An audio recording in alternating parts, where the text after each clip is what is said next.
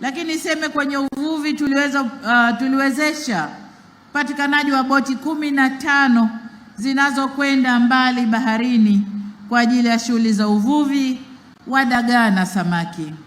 Ninakumbuka nilizindua pia mradi huu wenye thamani ya shilingi bilioni 1 na milioni 600 ambao utaongeza fursa za ajira kwa vijana wetu.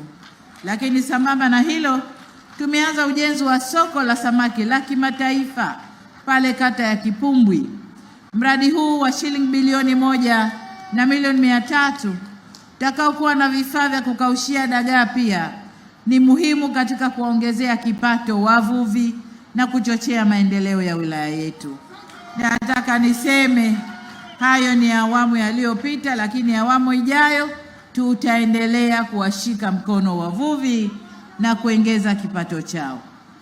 Kwa upande wa wafugaji ambao mabango yao yako mbele hapa na wameeleza yale yote ambayo tumeyafanya, nataka niseme tutaendelea kugeuza sekta ya ufugaji kuwa sekta ya kisasa kabisa.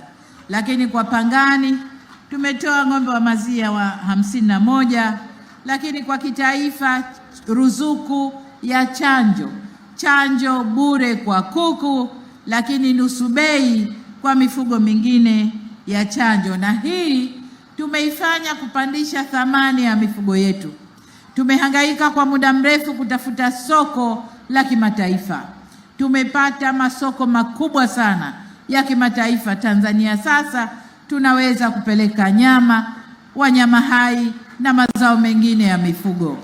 Tatizo letu ilikuwa hatukuwa na rekodi ya kimataifa kwamba afya za mifugo wetu ziko vizuri, na ndio maana tumetoa chanjo ya ruzuku, mifugo ichanjwe yote, ili turekebishe kosa lile na tuweze kutumia soko lile ambalo tumelipata.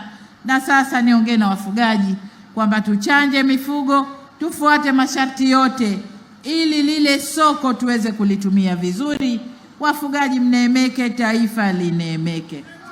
Kwa hiyo wafugaji, hongereni sana, na napokea shukrani na pongezi ambazo mmeniwekea mbele yangu hapa.